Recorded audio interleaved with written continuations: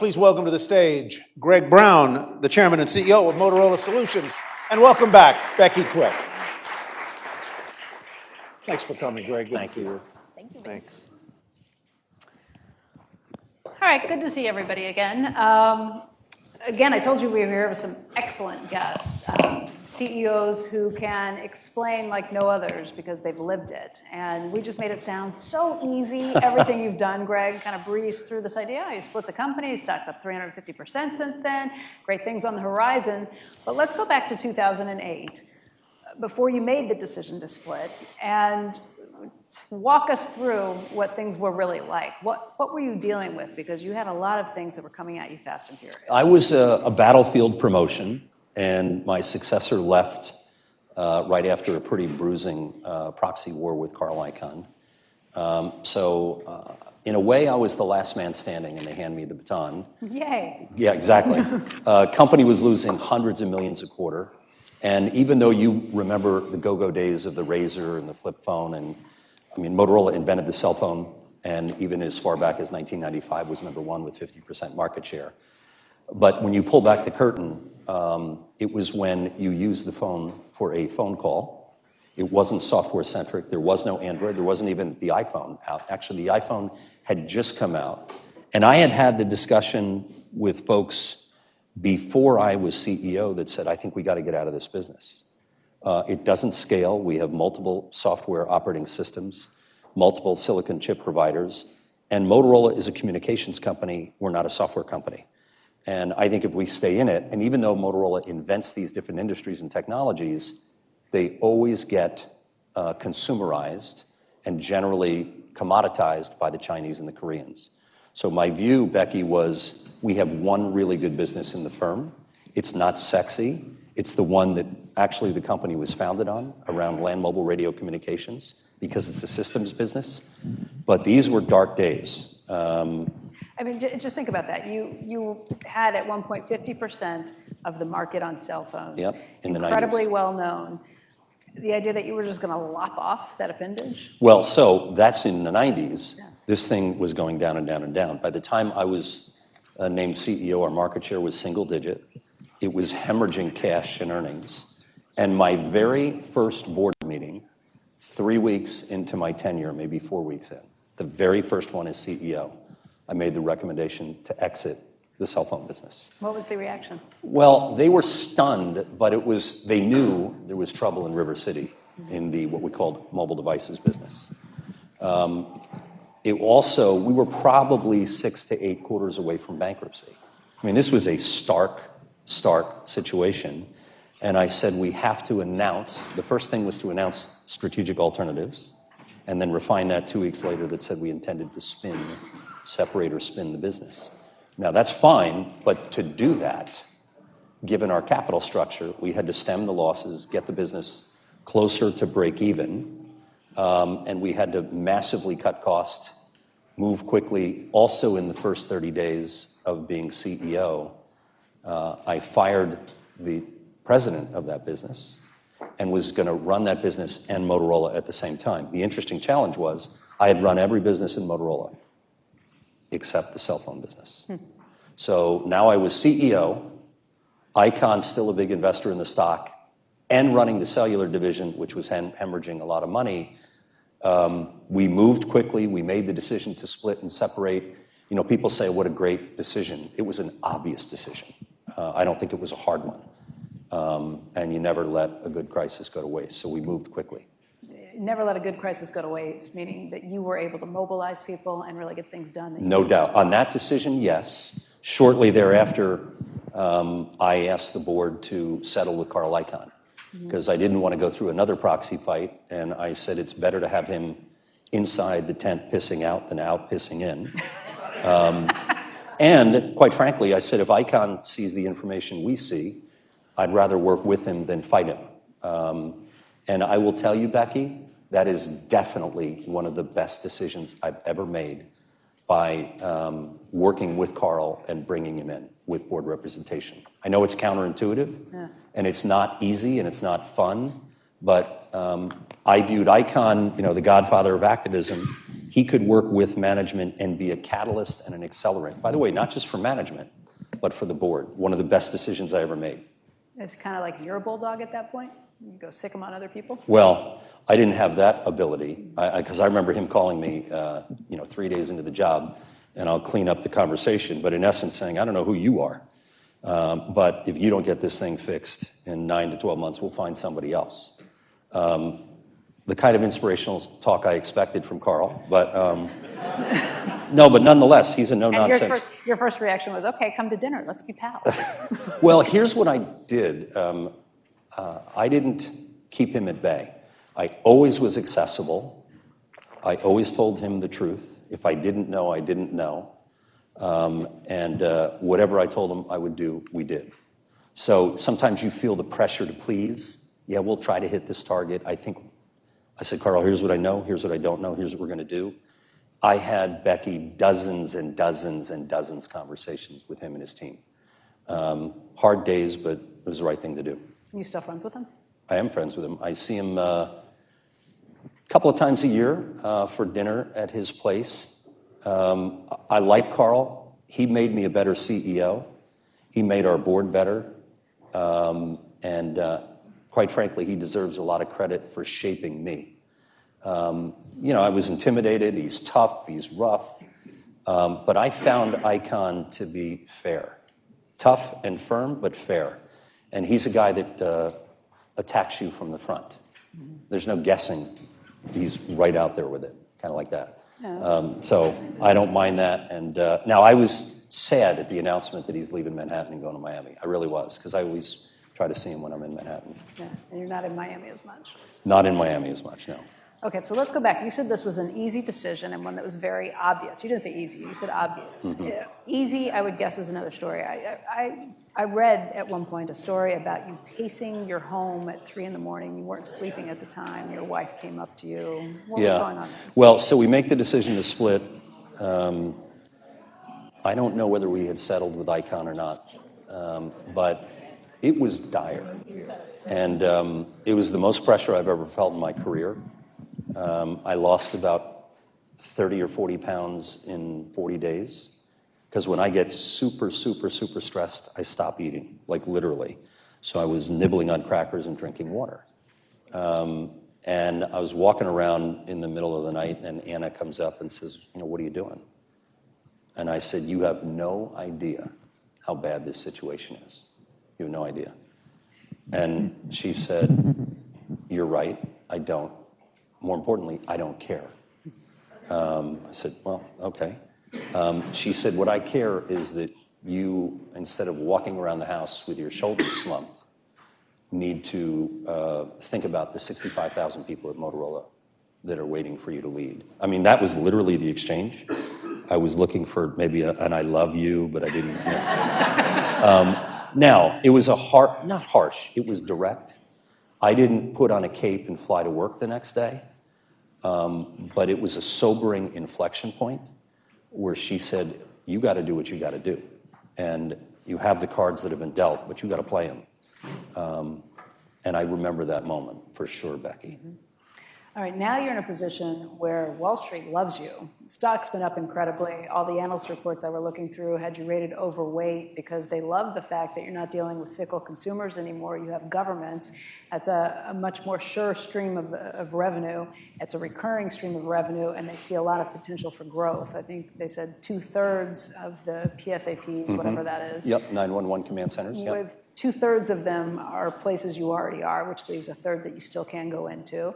And of those customers, only 25% of them are using 2 or more applications. So you have lots of other stuff that you can sell them. You're buying into new lines, you're making acquisitions, you're coming up with new products. Take us through what the plan is from here. So in essence, I wanted to get out of hardware businesses, get out of consumer electronics business that typically are disrupted or dislocated by the Koreans or the Chinese, and they compress the margin profile, and play on the heritage and history of what brought us to the dance to begin with. By the way, the name Motorola stemmed from the car radio in the 30s, where it was the Victrola and the car radio, I didn't know or that. motor vehicle and Victrola. So motor vehicle, Victrola, Motorola. And so it was Galvin Manufacturing. So what I like about the businesses we're in is they're end-to-end systems businesses. They're platforms. You have infrastructure, you have edge devices, it could be a radio, it could be a camera, and then you have system software that connects it. I don't like businesses where switching is easy, you can disintermediate or dislocate, and they're commodity. So we have a platform with mission-critical communications, Chicago PD, New York PD, Las Vegas PD, where the private network, not cellular network, these are private networks that run the mission-critical walkie-talkies, if you will, for police, fire, medical. Those are separate networks, not AT&T, not Verizon, not T-Mobile, not Sprint. There's 13,000 of those around the world. So we have these installed platforms. We monetize and upgrade the systems. We churn the radio subscribers. We wrap around software and services. The PSAPs, or public safety answering points, or 911 centers, there's 6,000 plus in the US. We have low penetration. We have software. So think we're at situational awareness with the first responders communicating. They then have to send information to the 911 center. How do I take the 911 call? How do I do CAD dispatch? How do I load into evidence and records management? We're now in that platform business on the software side, and the third leg of the stool is video security and analytics. Both the black globes you may see might be Motorola. So we're in fixed video, we're in-car video, where police officers, you typically see dash cam, and then third, we're in body worn. So, Becky, we have pivoted the company to platforms, to systems. Roughly a third of the business is software and services, which is a proxy for recurring revenue. So the ability to monetize, upgrade, expand, leverage brand incumbency, and the capital structure that we have in the company is a much, much, much better business. More barriers to entry, more competitive advantage, and the ability to migrate our customers with a longer sales cycle. 75% of our business is governments, state, local, municipal, federal, and in the case internationally or countries, where they provision and build these systems. So there's the TAM, the addressable market for the markets we're in, are just under 40 billion. Our annual revenue is about 8. There's room to run. You still can't get complacent, though. You've got to come up with new stuff. I know you've been on a series of acquisitions. You've made a series of acquisitions. Where do you look for what the next evolution is? Where do you look for where your competitors are coming? How do you kind of keep up to date to make sure nobody laps? So always keep an outside-in perspective. The head of strategy, Raj Nayak, came out of AMD. Our CTO, Dr. Mahesh Saptharishi, came through an acquisition of Avigilon, our video business. Guy who runs our software business was recruited out of Microsoft. So it's a delicate blend. You want to keep the innovation, the tradition, the history, and the pride with existing Motorola people, and blend in and feather in the acquisitions with a thoughtful integration. You don't want one dominating the other. We continue to invest more than all of our competitors combined in internal R&D. And to your point, we've spent about $3.5 billion, more than that, 3.7 in tuck-in acquisitions over the last 4 years. As I extrapolate out, it's probably going to be an existing combination of that as well going forward. Dom Chu, in the package that we listened to, hinted towards the potential for AI. What are you going to be using artificial intelligence for? So I think that I think we can use enhanced AI in our video security and analytics business. I think we can use it inside the company for process automation and decision support. Stay tuned on that front, because we have the platforms. We'll organically invest and make acquisitions. We have a large addressable market, but now I think it's all about the intelligence that you put on these platforms. Because, look, everybody's overwhelmed with information. You look at a first responder, look at what he or she wears on his vest or belt. So we have everything we design and develop, eyes up, hands free for communications. You think on the public safety answering positions, the 911 centers, you go into them, a person is sitting in front of 4 terminals and 4 mice. They're overwhelmed with information. If you go to a video center, you'll see people with 12 or 15 monitors, all kinds of video eye candy, and you're trying to look on the corner of Michigan and so-and-so.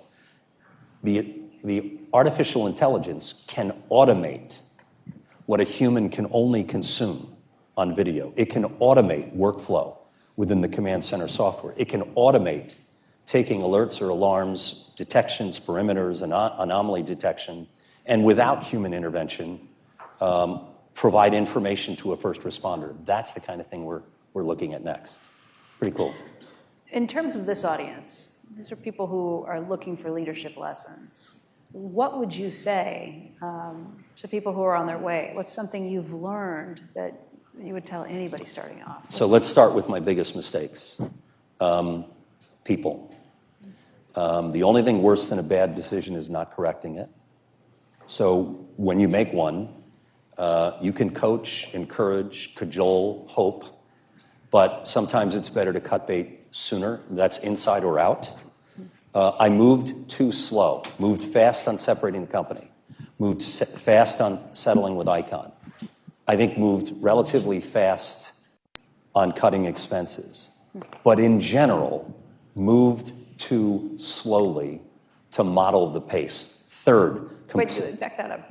Move too slowly on what? I think that, so the culture of Motorola historically was grounded in innovation and full employment. That was effectively the contract. Not dissimilar from IBM back in the day. And I'm making these decisions, the portfolio, the expense reduction. What I didn't understand, Becky, and misread was the power of the culture, the existing culture. So I would do all of the whats, but I never explained the why. I thought it was obvious. It's not obvious. So I didn't do that well. I didn't do that right. And here's the other thing. Whenever you're communicating change, communicate why you're doing it and how does it affect them. The second one, I didn't do well either. So in retrospect, I think I generally moved too slowly on people. I misappreciated or underestimated the existing culture. The power of middle management can make or break a company. You can do all the great speeches and interviews at the top, but if it isn't flowing through, it ain't happening. A couple of other things. So I've been in the job 12 years. First 4 years was Icon. Second 4 years was Value Act and Jeff Ubben. And the last 4 years is Silver Lake and private equity. To really paraphrase my career as CEO, survive with Icon, focus with Value Act, grow with Silver Lake. The other thing that helped me was using an activist as a catalyst for change in the company and in the boardroom. So instead of looking them as a straight-armed adversary, I said, how can they help? That's one I would offer. And really, in the translation to you is, how do you get outside information?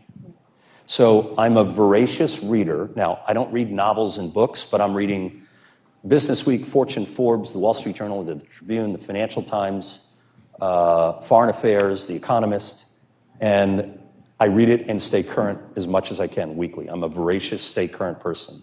The other is I have the benefit of building a pretty extensive network, not just of executives here in Chicago, but in Silicon Valley on the West Coast, using Silver Lake and Value Act, using financial people on the East Coast. I'm from New Jersey and New York. And I don't hesitate to pick up the call and call Mark Benioff, call Shantanu from Adobe, text Satya.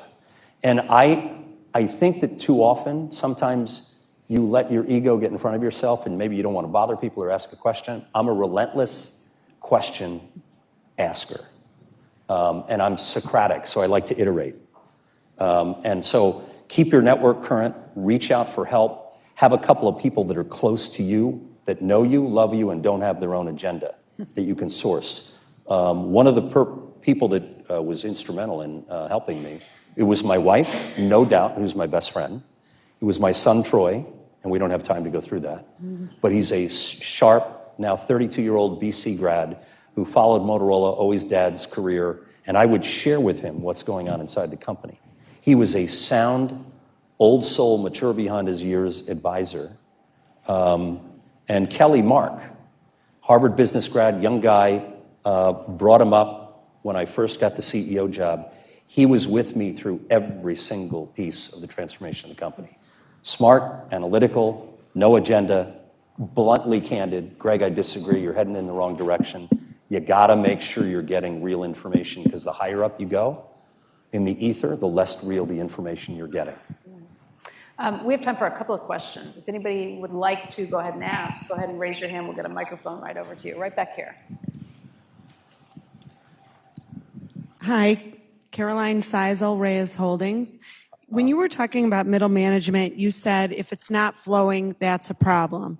So how have you made sure that the information is flowing and that you're able to get your message across with and through middle management?